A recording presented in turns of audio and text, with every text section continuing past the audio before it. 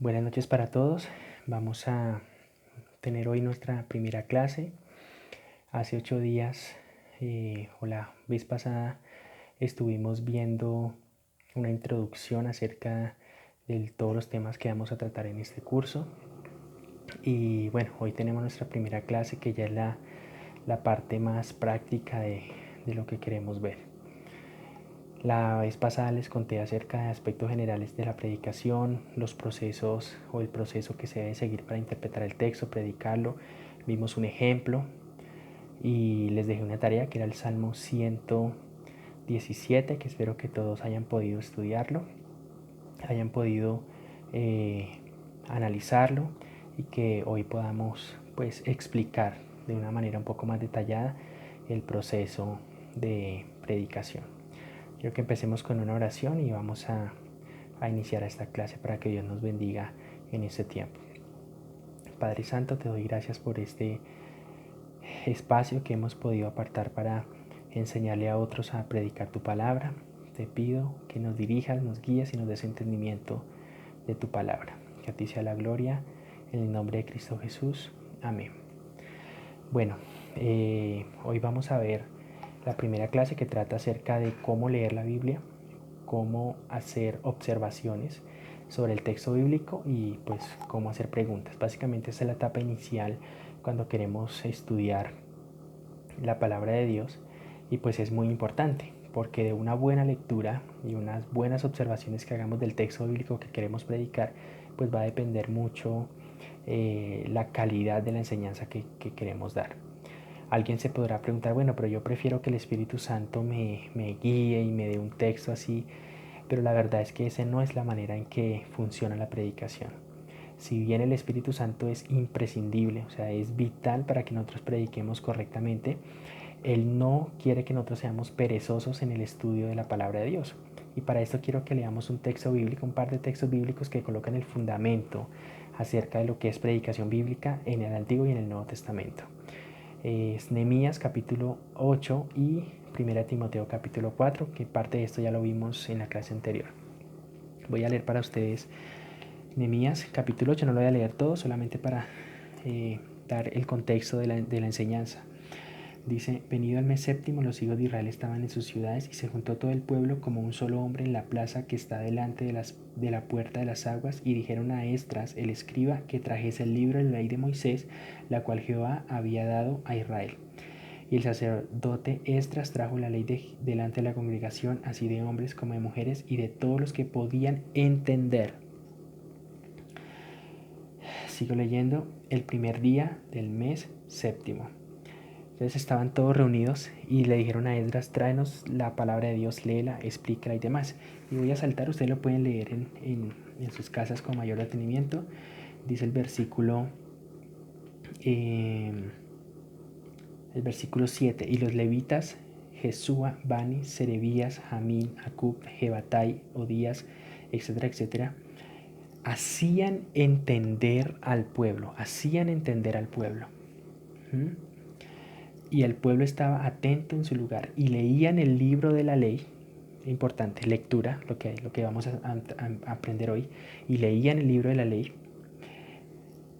de Dios claramente. O sea, la lectura debe hacerse claramente, con todos nuestros sentidos puestos en la lectura. Pero sigue diciendo, y ponían el sentido, eso significa, y extraían el significado correcto del texto bíblico después de haberlo leído claramente. Eso es importante que lo tengamos presente. De modo que entendiesen la lectura. Entonces, el punto aquí es que la predicación bíblica tiene un fundamento, tiene una estructura y tiene un mandato bíblico. Entonces, el texto que acabamos de leer no lo voy a profundizar, sino que quiero que ustedes lo vean en sus casas de manera más detallada. Es que Esdras, quien era un sacerdote en Israel, después de que ellos vienen de la cautividad y no conocen la palabra de Dios, él lee la Biblia, él lee la palabra de Dios, la ley de Moisés, él se para en un púlpito delante de todo el pueblo y todos colocan su mirada en él y él empieza a leer la ley de Moisés. Eso es lo primero que debemos hacer. Y esto que les estoy hablando es el fundamento tanto del estudio como de la predicación como tal. Entonces él leía el texto y le ponía el sentido, es decir, explicaba el texto para que las personas que estaban escuchando pudieran entender.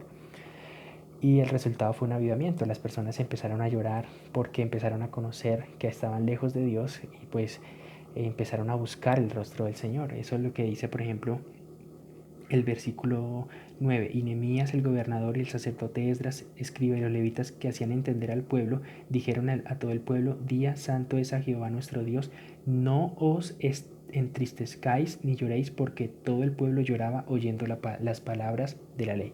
O sea, mire el poder que tiene el que nosotros prediquemos la palabra correctamente. Entonces hay que leer claramente, hay que explicar el texto, es decir, poner el sentido, y más adelante vamos a ver toda la teología que está detrás de todo esto. Pero básicamente quiero colocar en sus mentes, en sus corazones, que es importante en el estudio y en la predicación de la Biblia que leamos claramente, que pongamos el sentido. Y eso es lo que vamos a ver hoy: lectura, observaciones y preguntas para entender el texto. Y el otro pasaje que quiero que veamos es primera de Timoteo capítulo 4, versículo 13. Pablo le está hablando a Timoteo y le dice: entre tanto que voy, primera Timoteo 4, 13, entre tanto que voy, ocúpate de la lectura, la exhortación y la enseñanza. Entonces vemos tres palabras importantes aquí: lectura, exhortación y enseñanza. Entonces vemos que hay algo similar a lo que pasaba ya con Esdras. Él leía el texto, él explicaba el texto, y Pablo ahora nos da un contexto más amplio: exhortaba con el texto.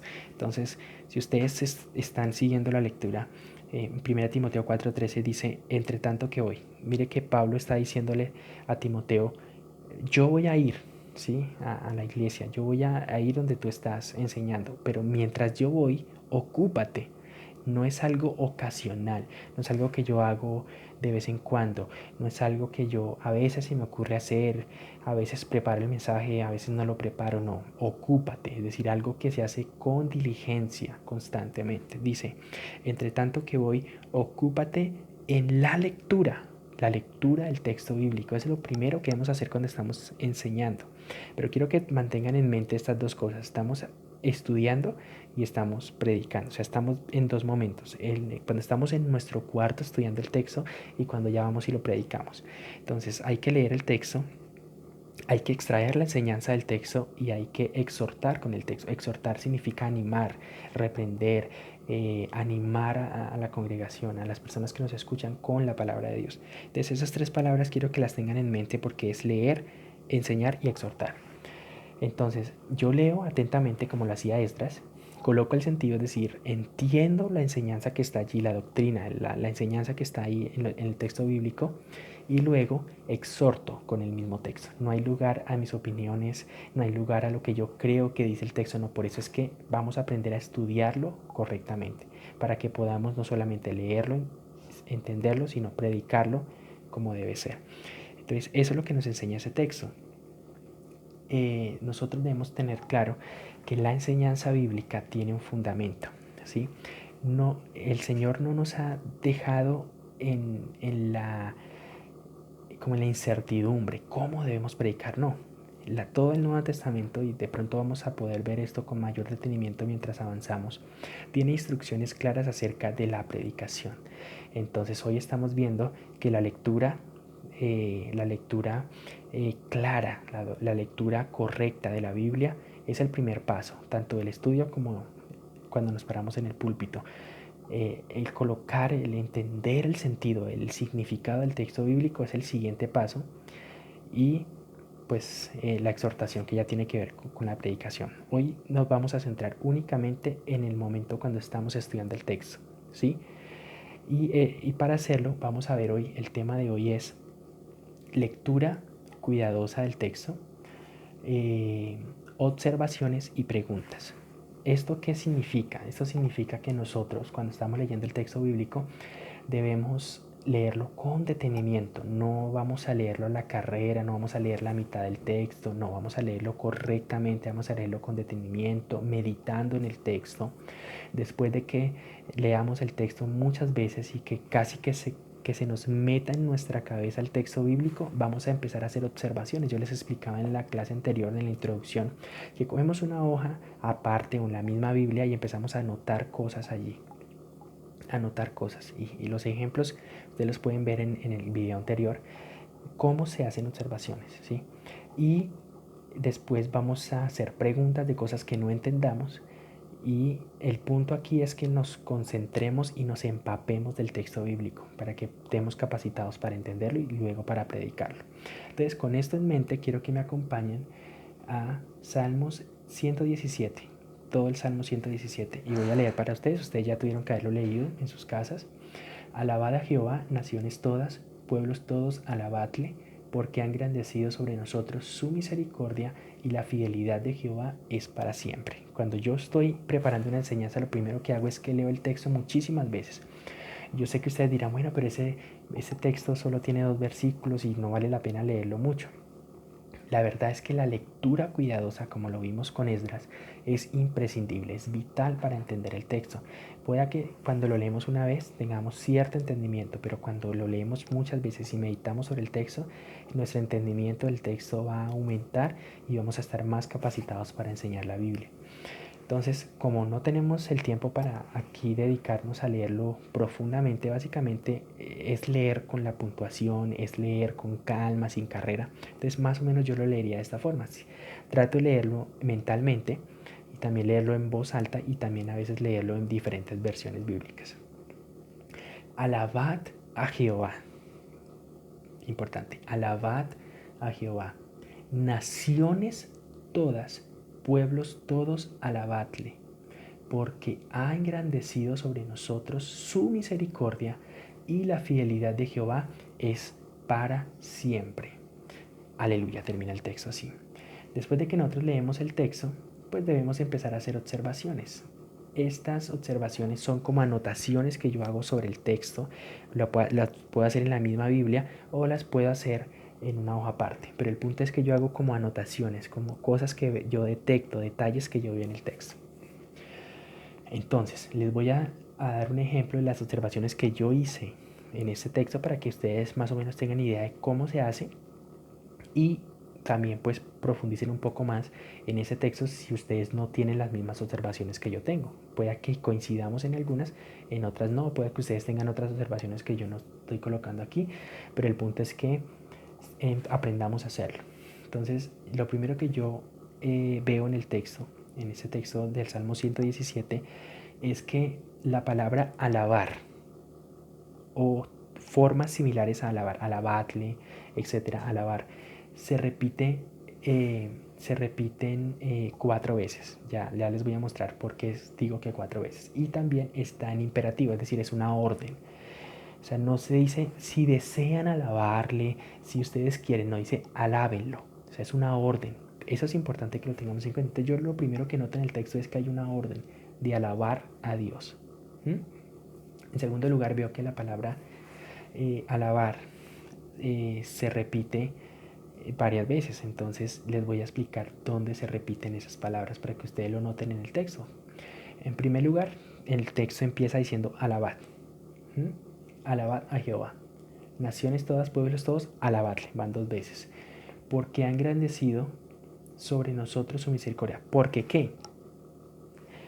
Porque alabadle, alabad a Jehová, naciones todas, pueblos todos, alabadle. Van 2 veces.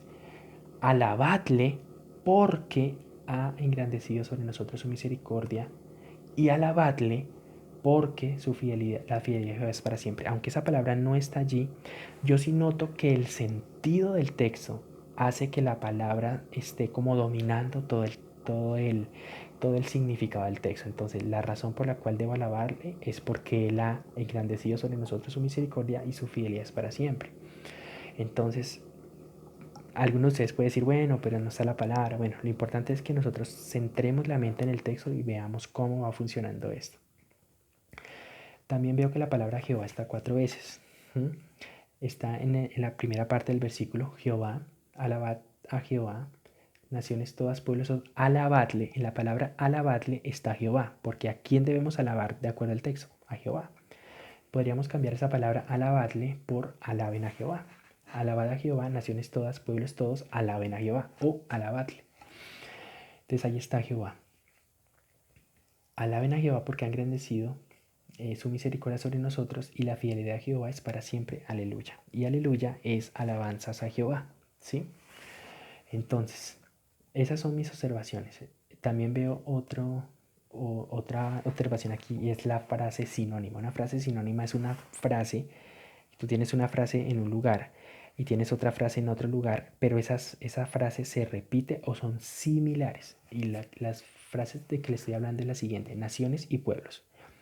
Dice el texto, alabad a Jehová, naciones todas, pueblos todos.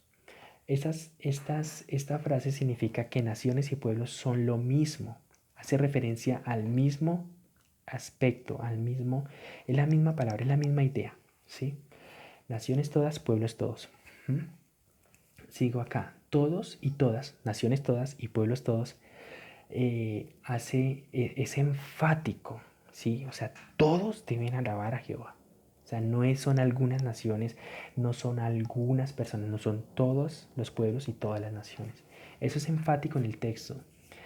Es decir, nos habla de quiénes deben alabar a Jehová. Esa es una observación que yo coloco aquí. En siguiente, la quinta observación que tengo es el porqué del verso 2. Porqué. El porqué del verso 2 es explicativo. Es decir, me está explicando algo. Es decir, nos da las razones, nos da el por qué se debe alabar a Jehová. Entonces, ya como mire que voy en orden. Dije que el punto principal aquí es alabar a Jehová y el verso 2 me dice las razones por las cuales debo hacerlo. Porque, ¿sí? Cuando nosotros queremos una explicación sobre algo, le preguntamos a la persona, ¿por qué hiciste esto? Y la persona como responde, porque esto y aquello. Entonces el texto me está diciendo las razones por las cuales se debe alabar a Jehová. ¿Sí?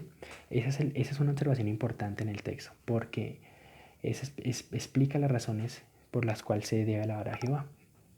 Sexta observación. Como el verso 2 es explicativo, la frase principal es el verso 1. ¿Qué es una frase principal? Es el punto enfático de la enseñanza. Entonces, si yo estoy dando una razón sobre algo, significa que lo importante es aquello que me mueve a hacer lo que estoy haciendo. Entonces, si yo le pregunto a alguien por qué fuiste al parque, fui al parque porque quería jugar. ¿Qué es lo principal aquí? Que quería jugar. La razón por la cual fue al parque es porque quería jugar. Entonces, en este texto, la frase principal es alabar a Jehová. ¿Sí? Eso es lo principal. Y las razones por las cuales debo alabarlo se dan en el versículo 2. Su amor, su misericordia y su fidelidad. Listo. La observación número 7 es: las razones que se dan son por su grande misericordia y su eterna fidelidad, ya lo dije. Y hay algo importante que yo noto en este texto, y es que este texto es citado en Romanos capítulo 11:5, y aquí es importante lo que les explicaba la clase anterior en la introducción de la analogía escritura, la síntesis, la enseñanza de toda la escritura. Yo no puedo entender Salmos 117 si no entiendo Romanos capítulo 11, versículo 5. Entonces voy a leer Romanos 11:5. Vamos a leer Romanos 11:5. Que cita este texto. Es decir, Pablo está hablando de un tema y a su mente viene el Salmo 117 y lo cita en la enseñanza que le está dando. Entonces, el Romanos 11:5 dice lo siguiente: así también aún en este tiempo ha quedado un remanente escogido por gracia. ¿Sí estoy bien? Y si es por gracia ya no es por obras. Creo que estoy mal en el texto.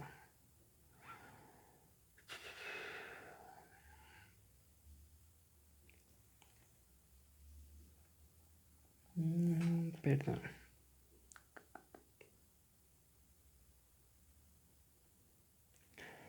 Creo que estoy mal en el texto, entonces voy a buscar el Salmo 117 para tener el texto correcto.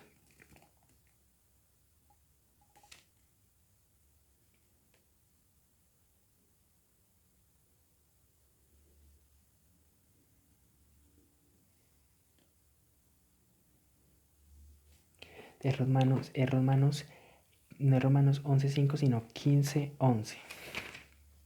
Romanos 15:11. Entonces voy a leer para ustedes. Voy a leer todo el contexto para que lo tengamos claro. Por lo tanto, recibíos los unos a los otros, como también Cristo nos recibió para la gloria de Dios. Pues os digo que Cristo Jesús vino a ser siervo de la circuncisión para mostrar la verdad de Dios, para confirmar las promesas hechas a los padres y para que los gentiles glorifiquen a Dios. Miren, es importante, para que los gentiles glorifiquen a Dios. Ahí nos está hablando de algo importante que se asemeja a lo que tenemos allá en el Salmo 117. Y dice, versículo 9, estoy en Romanos 15:9. Y para que los gentiles glorifiquen a Dios por su misericordia. Palabra que se repite o que está presente allá en el Salmo 117. Como está escrito, 2 puntos. Pablo va a citar el Salmo 117. Por lo tanto, yo te confesaré entre los gentiles y cantaré a tu nombre. Y otra vez dice, alegrados gentiles con su pueblo. Y otra vez, versículo 11, ahí es donde cita el texto. Alabad al Señor todos los gentiles y magnificadle todos los pueblos. Y esto es importante porque Pablo está citando el texto y al citarlo pues me da una idea de más o menos de cuál es el significado de ese texto. Pero yo simplemente coloco allí que ese texto es citado en Romanos y digo que es citado en el contexto de la salvación que ha venido a todos aquellos que no son judíos, porque ese es el contexto de Romanos 15. Listo, allí termino mis observaciones y ahora voy a esas son las observaciones, son afirmaciones que yo hago. El texto, veo esto en el texto, veo aquello, veo esto otro. Pero cuando estoy leyendo el texto también hay cosas que yo no entiendo, pero que yo no voy a decir, eso significa tal cosa o la otra. No, yo voy a analizar el texto y si hay algo que no entiendo y que no puedo responder con el texto mismo, lo voy a formular como una pregunta para que después cuando les explique cómo usar las herramientas que les expliqué la vez pasada, concordancias, diccionarios, comentarios, pueda responder con la ayuda de otras personas que han estudiado más profundamente el texto las preguntas que yo hago. Las preguntas que yo hice para este texto del Salmo 117 son las siguientes. ¿Qué es alabar para el autor? ¿Sí? ¿Qué es alabar? Alguien podrá decir, qué pregunta tan obvia. Y aquí es donde debemos tener cuidado, que a veces nosotros asumimos que sabemos algo, pero debemos tener en cuenta que la teología que ya tenemos en la mente, que lo que nos han enseñado o lo que hemos leído nos ha condicionado para creer que sabemos algo cuando no lo sabemos. Entonces, ¿qué es alabar? Yo simplemente quiero saber qué es alabar. ¿Para quién? Para el salmista en el Salmo 117. ¿A qué se refiere el autor, es decir, el salmista, con engrandecido sobre nosotros? Cuando dice, porque ha engrandecido sobre nosotros. ¿A qué se refiere el salmista? ¿A quiénes hace referencia el nosotros? Ha engrandecido sobre nosotros. ¿Quiénes son esos nosotros? ¿Quiénes son? Yo no lo sé. El texto dice nosotros, pero yo no sé a qué nosotros se refiere. ¿Sí? Y a quiénes se refiere pueblos y naciones. Si leemos allá en Romanos con lo que acabamos de leer, podemos tener una idea de que se refiere a todos los que son gentiles. Ustedes saben que los gentiles son aquellos que no son judíos. Por lo tanto, todas las naciones deben alabar a Dios porque ha engrandecido sobre nosotros. Entonces, si las naciones y pueblos son los gentiles, es decir, los que no son judíos, muy probablemente el nosotros se refiere a la nación de Israel. Pero pues aquí estoy adelantándome a la interpretación, pero más o menos para que se den cuenta que es importante hacer las preguntas y después responderlas, ¿sí? Seguimos, les sigo leyendo acá. Pregunta número 4. En este texto, ¿Jehová es fiel a qué? Dice en el Salmo 117, dice, porque ha engrandecido sobre nosotros su misericordia y la fidelidad de Jehová es para siempre. Pero la pregunta es, esa fidelidad que Jehová tiene y que dice que es para siempre, ¿es fidelidad a qué? ¿A qué o a quién? Entonces eso yo debo estudiarlo más profundamente para saber a qué se refiere el texto con eso. Sigo leyendo acá otra pregunta. Bueno, yo pregunto acá en el 4. En ese texto Jehová es fiel ¿a qué? ¿A las personas o a otra cosa? Es decir, digamos, voy a adelantarles un poco para que se den cuenta, para que entiendan por qué hago esta pregunta.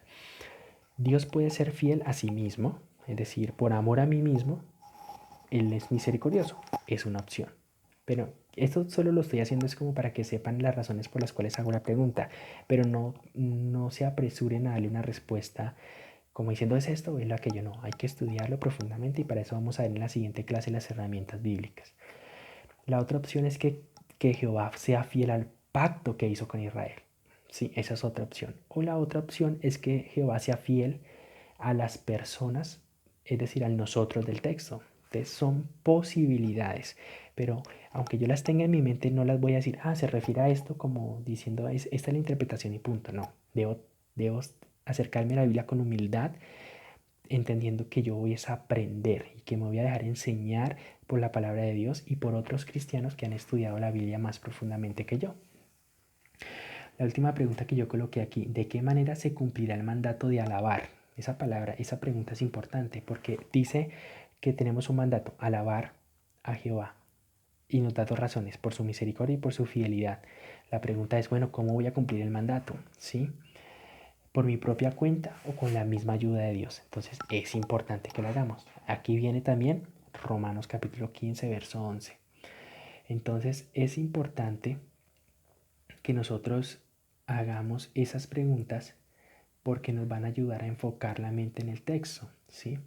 Por lo general las personas se apresuran a responder esas preguntas de interpretación de la Biblia.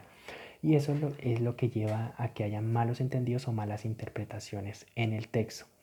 Les voy a poner un ejemplo. Una vez estaba yo escuchando un pastor y decía, porque las promesas de Dios son en el sí y en el amén. En el sí y en el amén. Es decir, lo que él quería comunicar, citando ese texto, era que las promesas de Dios van a ser para mi vida cuando yo diga sí, acepto la promesa y yo diga amén a la promesa. ¿Sí? Ese texto se me acaba de venir a la mente, no lo tenía en el bosquejo, pero como ilustración. Este señor cometió un error de interpretación porque no se dio cuenta que ese texto se refiere a Cristo. ¿Mm? No está diciendo Pablo en ese texto que todas las promesas de Dios son en el sí, es decir, la palabra sí y en la palabra amén. No. Lo que está diciendo Pablo, ustedes búsquenlo, el texto no lo recuerdo ahorita dónde está, es que todas las promesas son en Él, es decir, en Cristo. El contexto de lo que está diciendo Pablo en ese texto es que las promesas se cumplen en nosotros por causa de Cristo. Y ese Él tiene una tilde, por lo tanto es un pronombre. Si Dios nos da licencia y si ustedes se animan, vamos a dar unas clases de gramática básica para que entiendan qué es un pronombre, qué es un adjetivo, etc. Lo básico para entender la Biblia. Pero entonces el punto de Pablo aquí es, todas las promesas son en Él, es decir, en Cristo, son que sí. Y todas las promesas son en Él, en Cristo, amén. Y amén, ustedes saben qué significa así sea. Por lo tanto, el punto de Pablo no es decirnos que cuando decimos sí, decimos amén, las promesas de Dios se cumplen en nosotros. No. El punto de Pablo es que cuando nosotros entendemos que es a través de Cristo y solamente a través de Cristo que las promesas de Dios se cumplen en los creyentes. Ese es el punto de Pablo en ese texto. Pero ¿por qué cometió ese error?